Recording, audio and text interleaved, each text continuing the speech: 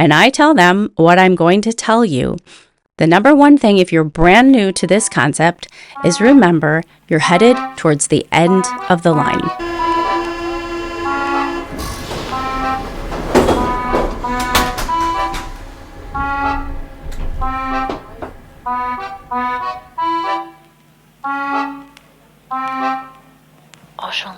Bonjour, lovelies. Hello, welcome to Paris with Angela podcast. Today, we're going to continue our conversation about the Paris Metro, le métropolitain.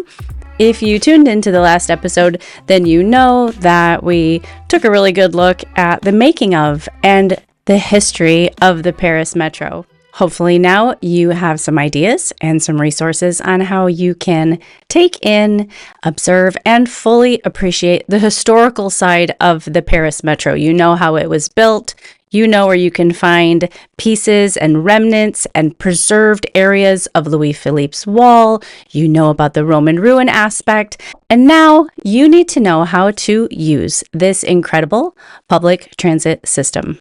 If you tuned in to the first edition of the Paris with Angela podcast, you remember us talking about the Exposition Universelle, the World's Fair in 1900. It is on July 19th, 1900, during that World's Fair, that the Metro officially opened. The system pushed forward and expanded quickly, and the crux of it was completed by World War I. It is an integral part of Parisian life. No doubt you will use it. I hope you'll be brave. If you've never used public transportation before, I hope you will give it a try. Of course, in this episode, I'm going to teach you, hopefully, everything you need to know. Today, there are 1.5 billion passengers annually to the Paris Metro, and you can be one of them. Now, today's show is brought to you by travelinsure.com/Paris with Angela. Whether you're coming on one of my tours or you're heading to Paris on your own, no doubt you need travel insurance. You can check the link in the video description or in the show notes. It's flashing up on the screen for you. And I invite you to try Dry Farm Wines. These are small family farms throughout France, small chateaux throughout France and beyond, creating biodynamic organic wines. This is the wine that I stock my wine cabinet with.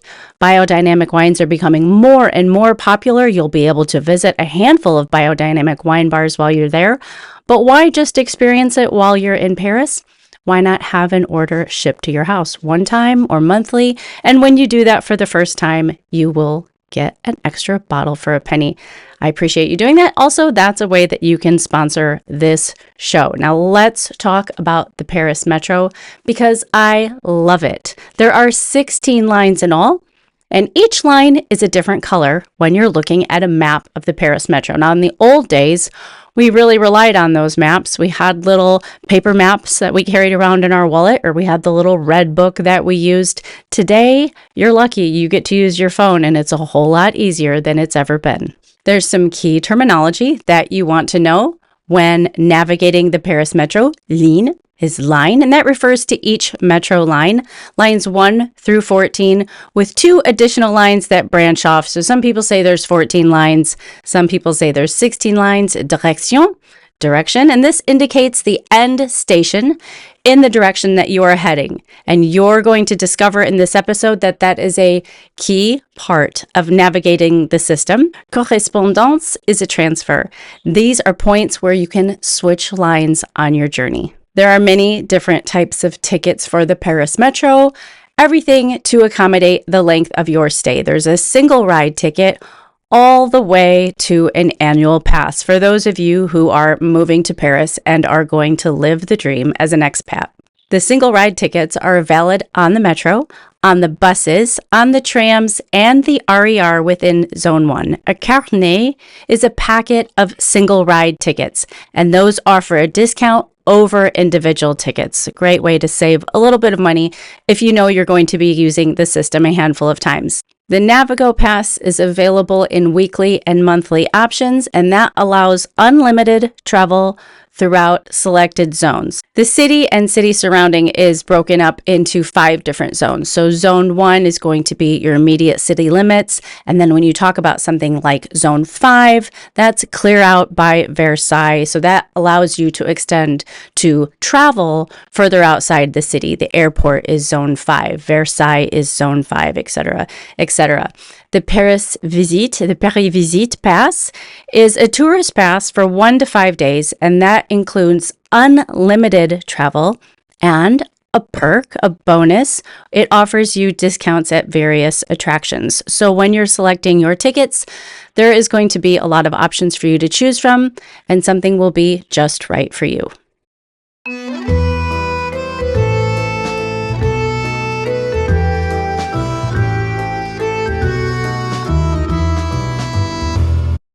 At the time of this recording, which is summer of 2024, a ticket is about €1.90.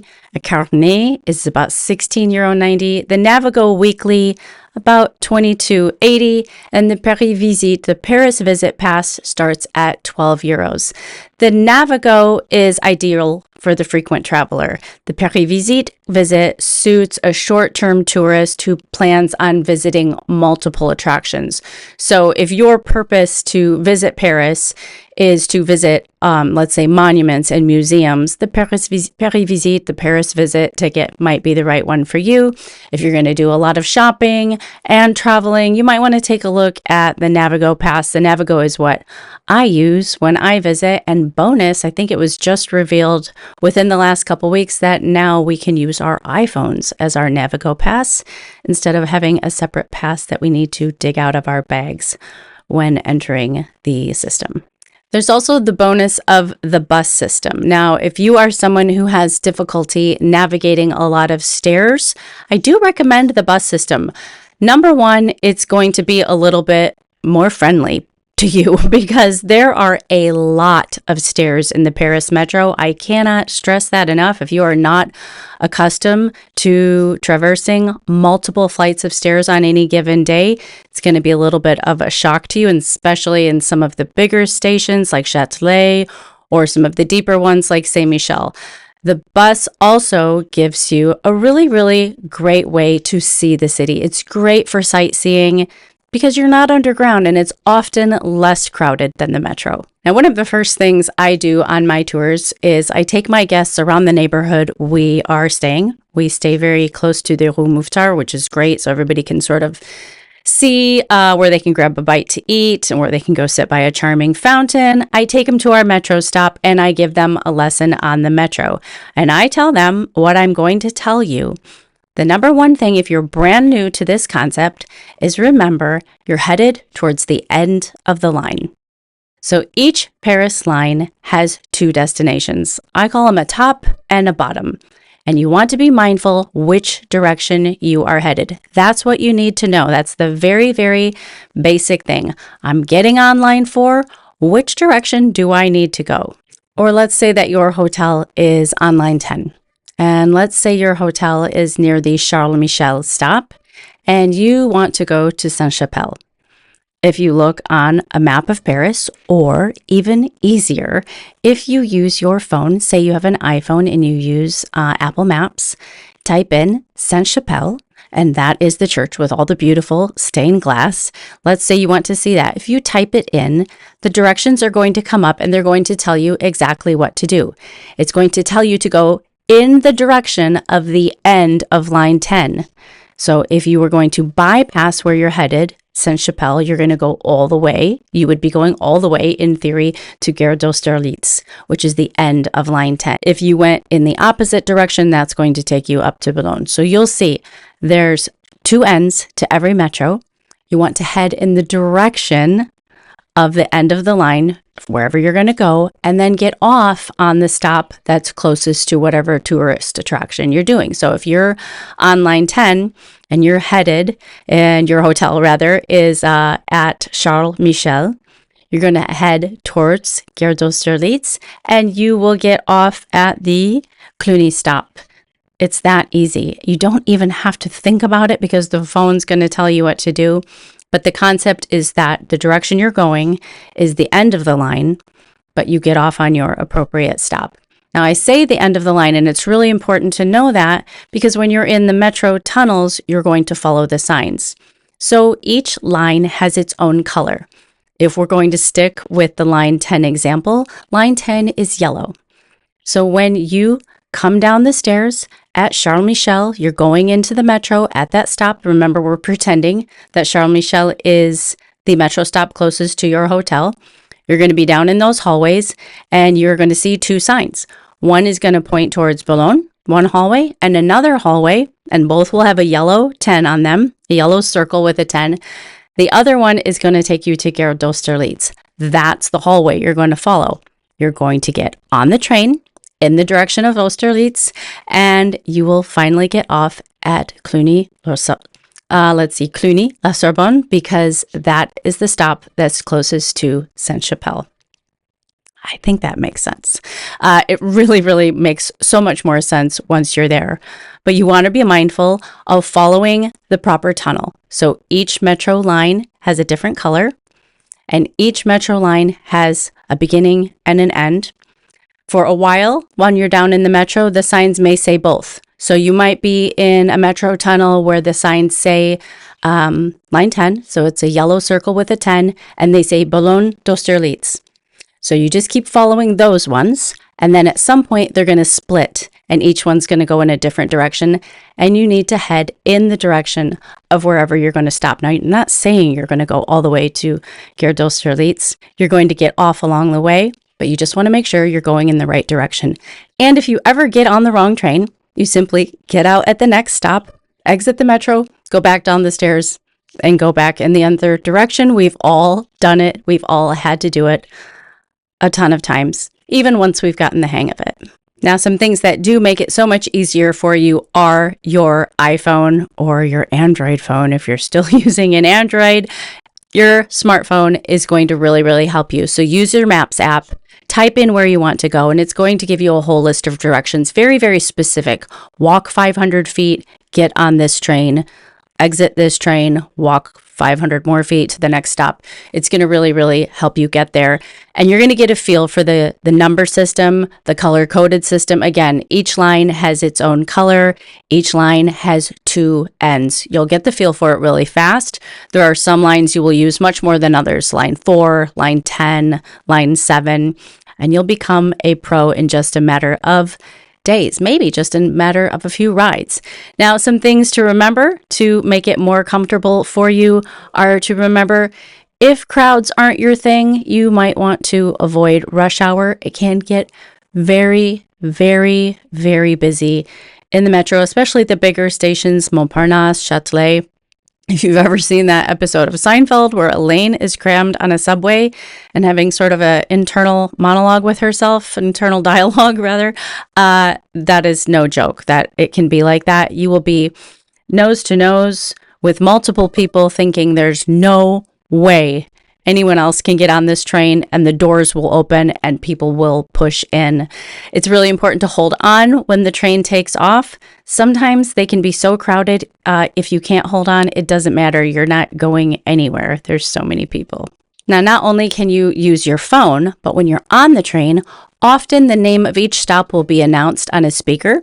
If you look out the window, you will see the beautiful tiled subway stations. They have the names in tile, and above the doors will be a long sign, sort of like what I've flashed up on the screen. I'll put it up on the screen for you again, maybe even some video if I can find it for those watching on YouTube, that will show you the line, and you can follow each stop as it goes to keep track of where you are.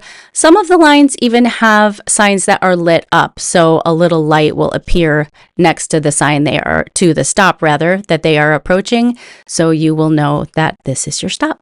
Some of the stations do have elevators and ramps, but some of the older stations will lack accessibility features. You can check the RATP website for accessibility routes. Check the app as well. It's really important to remember they're not all handicap accessible, and many of them have multiple stairs. Now, that's not to discourage you, but if you're traveling with a lot of luggage or maybe something really heavy or a stroller, just know what you're in for. Somebody often will help you just carry the stroller down, or if you've got a group, you can do that. But just be mindful.